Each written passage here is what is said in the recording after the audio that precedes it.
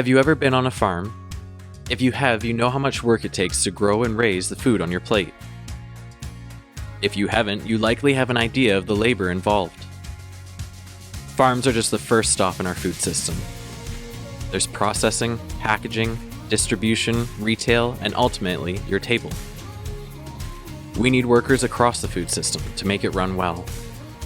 But there's a serious labor shortage across the country, and our food system has one of the highest job vacancy rates of any industry. Let's learn more about it as we delve into how the labor shortage is affecting our food system, its impact on putting food on your table, and potential solutions.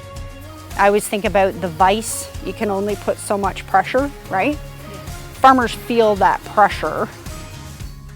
Catherine Doan is a turkey farmer and works for an HR services company to the agri-food industry. She's seen the labor force shrinking for years, and its effects on the agri-food industry can't be ignored. About 1 in 9, or 2.3 million people work in the agri-food industry in Canada. It used to be 1 in 7. The industry generates $145 billion of Canada's gross domestic product, and its growth is at risk. A big reason for the labor shortage is baby boomers are retiring, and the pandemic caused early retirement and career changes. In the agri-food industry, add to that a reputation for long hours, hard work, traditionally low wages, and a shift to urban from rural centers. How bad is the labor shortage on your farm? How is it impacting you? There's been a good thing about mental health, right?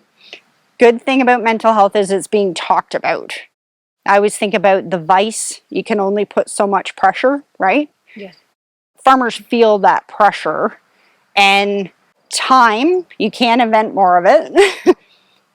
On our farm, there is a cycle. So every 14 to 17 weeks, we produce what is called a TOM that goes to products like a turkey breast, kielbasa, turkey burgers, things like that, right? So I don't get to just say, hey, we can't feed these birds. We're not going to bed up these birds with straw.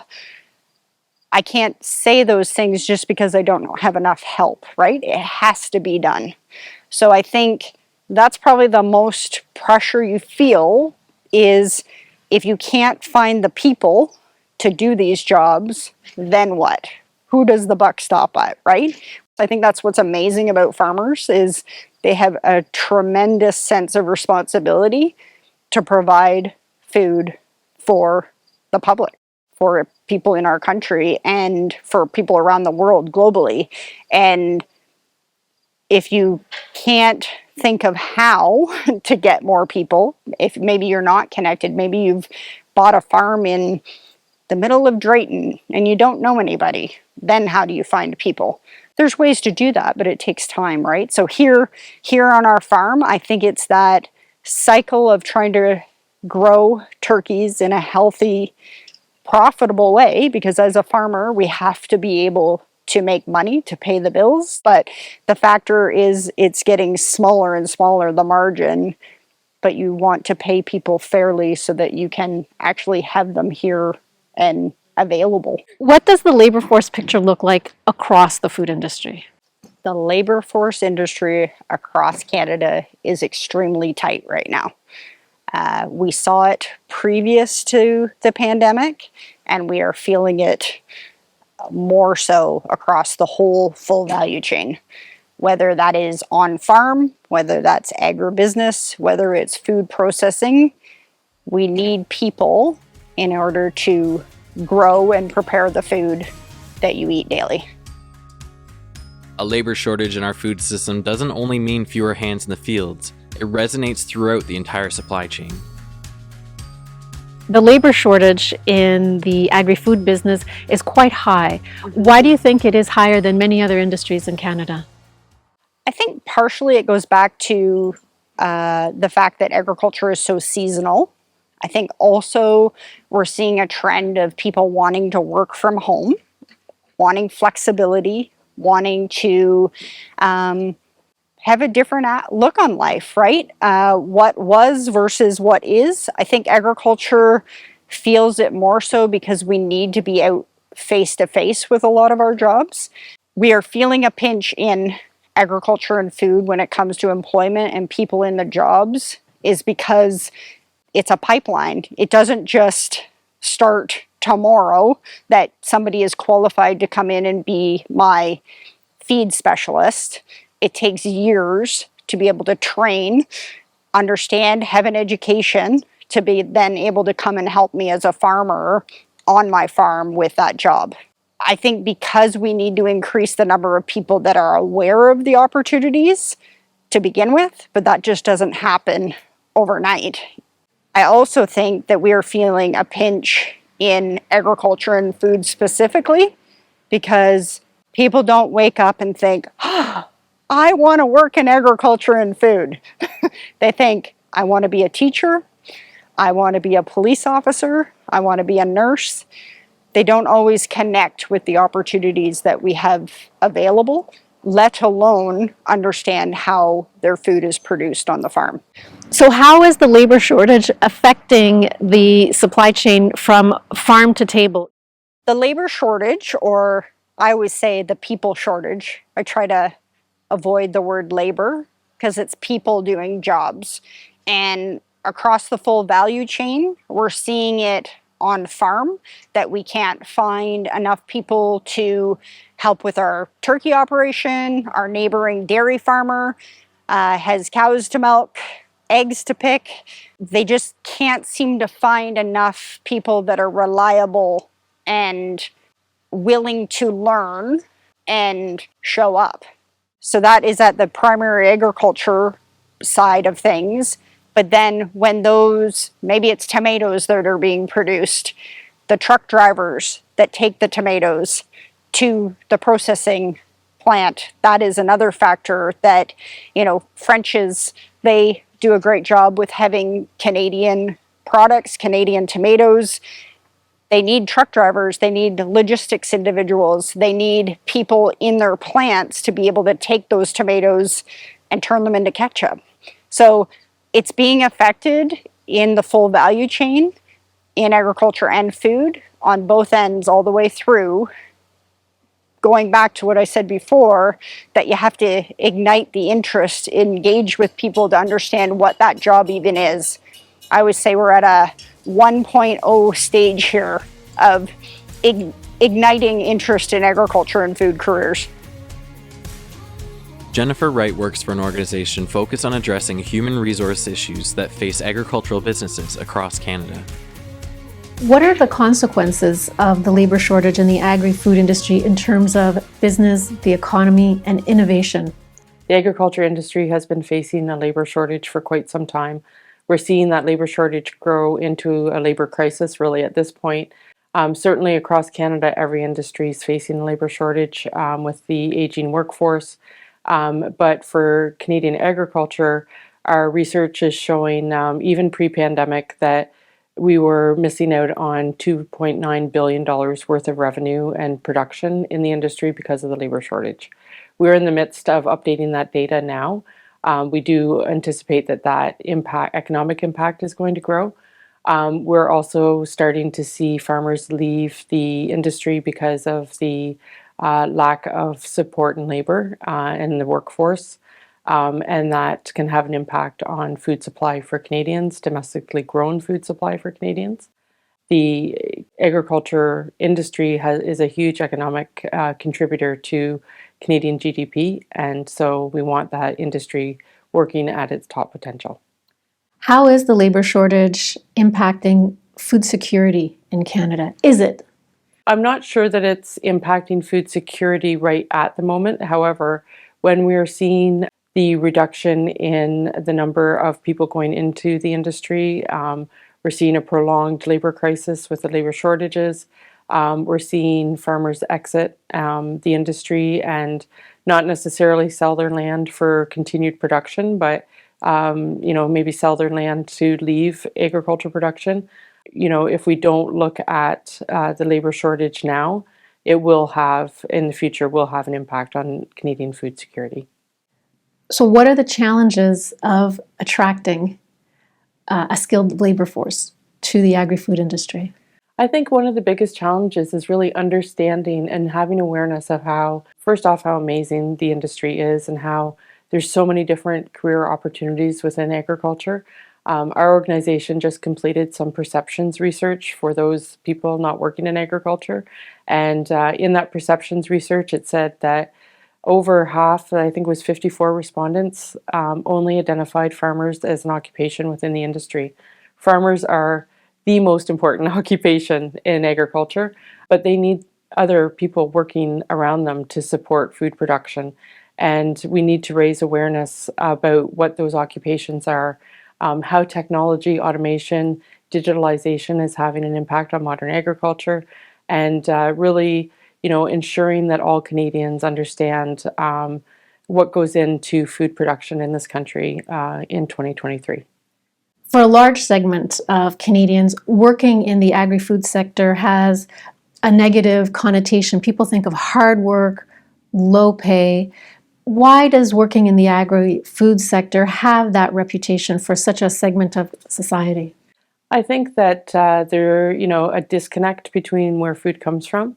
And the more that, we see urbanization across Canada, that disconnect between where your food comes from and how it's produced and what the work is about, and the opportunities, to work in food production have really not been top of mind, I would say, for a lot of Canadians that do live in urban centers.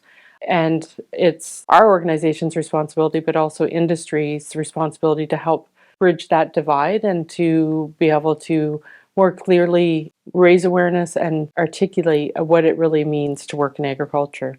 Certainly, some of the work is labor intensive. Growing food and taking care of animals doesn't always happen between 9 to 5, Monday to Friday, and that's just a reality of it. But there's also a lot of other opportunities within the industry outside of that work. And then there's also lots of opportunities to work in that type of environment that's very different than the office 9 to 5, but it's extremely rewarding and well paid as well. There are many lingering misconceptions about working in today's modern agricultural industry. So how do you change misconceptions about working in the agri-food industry? Building awareness about what it's like to work in modern agriculture in Canada is really important. Certainly our research has shown that people not working in agriculture still see people that work in agriculture as overalls and a pitchfork kind of thing. And really in modern agriculture today, there is so much more happening around using drones for crop protection, robotics in dairy barns, for example, and tractors that, you're in a tractor, it looks like a video game with all your screens. So modern agriculture is, highly technical. Digitalization, automation is playing a big role. And as an industry, we need to do more to make sure that Canadians understand that. Today's agri-food industry is as much about technology and boardrooms as it is about barns and harvests. How are technology and innovation helping to make working in the food industry less physically labor intensive? I think there's lots of amazing things that are happening. I'll use the example of GPS or drones when it comes to identifying weeds, identifying what crops need in order for them to grow. I think about it from our turkey operation, so our feeding system, making sure that there is the right temperature in the barn, the right airflow, the right amount of feed. Some of that stuff is automated, so that definitely cuts down on the having to be there every second of the day. Instead, those tools and that technology then offsets. But I think the fact is that we often talk about how automation can replace people, and I think that's definitely a possibility if you have the money to do that. But lots of operations don't have the money to invest in that, so they end up needing to use people versus automation.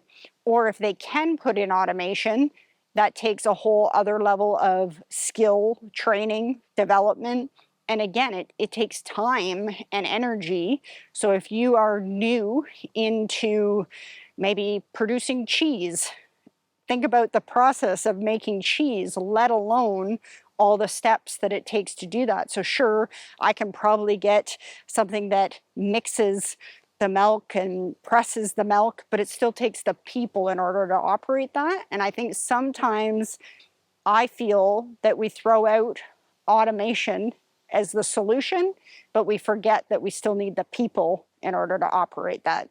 What jobs are out there for skilled workers? At agcareers.com, we have over 386 career profiles that we have written out to help people connect with the career opportunities available for people in our industry. And we welcome people to take a look at it because it then hopefully would ignite the interest in a career in agriculture and food. How can university graduates apply their knowledge in business, marketing, computer science to the agri-food industry? I appreciate you focusing on university. I always have to say college, apprenticeships, certificates, anybody that is willing to learn can apply their skills in an agriculture and food career. And I say that I have several of my own family that are going through the education system right now, of nieces and nephews, and it's some are interested in education, some are interested in computer science or graphic design, not necessarily something that you would immediately connect to agriculture and food. So I would encourage a student to take a summer job or an internship to be able to explore what interests them, and perhaps they then can apply their skills that they're learning in that education path to the job. A university degree, or at university, it's 4 years. So you have 3 or 4 opportunities to try new things. So I'd also say that they need to go, whether it's working in the finance arena, whether it is helping farmers at an organization that kind of advises, you maybe could get a job there to help coordinate events, because a lot of farmer organizations go out to events and help and talk to the public. So that would be another kind of way to take their education and apply it to testing the waters to see what the people are like in agriculture and food. What are some initiatives and strategies that the food industry is using to attract skilled workers? I think that one of the things that we saw within our own organization during the pandemic, people really were struggling with how to find people because people weren't out and about. We started working with the Canadian government to send them NOC codes, or evaluating how they classify careers in agriculture and food, so that they were more in line with what the industry needed. So, for example, a soil scientist or an agronomist wasn't necessarily listed as a career in agriculture, but the fact is we need many, many, many agronomists across Canada to work in our industry and produce the food that we do on a daily basis. So I think that was one really important thing that we started, because it sets out the framework. Then there's other groups that are doing initiatives like Careers Now, and working with a group called Food Grads to be able to attract people into the food industry. So that would be another thing. They're doing mentorship sessions, learning sessions. What does it mean to be a quality assurance person? Because I think a lot of it comes back to that education of kids don't really know what they want to do, but they know they want a job, they know they want to work, but they don't know what direction or path. So I would say that Food Grads does a great job of their podcasts, their mentorship sessions. Agcareers.com has these events that are virtual events. They're called Feed Your Future. That's an initiative. And it's like the old-fashioned speed dating, that you can come to the event, check out the different jobs and the companies that are offering careers. Because the fact is we attend a lot of things in person and we're able to do that now, which I think that that's really valuable, but we have a big country and we want to engage people in all corners of this country. So the Feed Your Future initiative and the virtual career fairs has allowed more access to the career opportunities in agriculture and food. And I think that between a career guide that we send out every year, we have companies that are trying to promote their brand, try to promote their culture, trying to promote the fact that, hey, we have a spot for you. You belong in agriculture and food. Agcareers.com does that and sends it across Canada to every college and university to be able to help with connecting to the careers in agriculture and food. How can the agri-food industry make careers in that industry more appealing to more Canadians? I really think that sharing information about what is available in the industry, what it's really like to work in agriculture, how you can apply your interest in biology in agriculture, how you can apply your interest in software or automation or your IT interests directly into agriculture, making those connections and building awareness for all Canadians, I think will help. What's important for the next generation of Canadian workers to know about working in the agri-food industry? I think it's important for the next generation to really have a clear understanding and an accurate understanding of what food production is like in this country, and the opportunities to work within the industry and how they can take many their interests in and really find a career in agriculture in almost any interest that you have. I think it's also very important for the next generation to know that agriculture is part of the climate solution, and that being part of the industry and working in the industry, you will be part of an industry that is working towards climate solutions. Is industry itself changing? Absolutely. Industry is changing because it has to change. It's one of those things that I believe you have to focus on the point you want to get to, not where you've been. And I think from myself, just in the over 20 years that I've kind of worked in the talent solutions arena, I see more diversity, more inclusion, more talking about mental health, talking about culture, talking about the importance of retention, talking about providing a workplace, whether it be on our turkey farm or in a corporate office or in a processing plant. People want to be treated well. They want to know that they're cared about, and they want to know that they have a spot, not just now, but somewhere that they can grow and develop. And I would say that I have seen companies and farmers in Canada really put a focus on that, which is how, in my opinion, it's changing for the better. A long-term solution to the labor shortage will take time. Sure. What, in your opinion, needs to happen? I think it starts in the classroom. One of my other hats is chairing an organization called AgScape. And AgScape is providing curriculum-linked information for agriculture and food in the classroom. A great example of that is a virtual farm tour or an in-person farm tour. You can make that connection with individuals to at least open the door to opportunities that are out there in agriculture and food. We had a group come to our farm, and the questions that kids have are amazing. And we showed them the soil, the manure, the shavings, the feed, the feathers, the turkey, the final product of here is a turkey burger. And they're inquisitive, they want to know, and if you can connect them to the career opportunities that are available with each of the steps, I truly believe we have an industry that can offer a place that is not only satisfying in your career, but just allows people to be happy.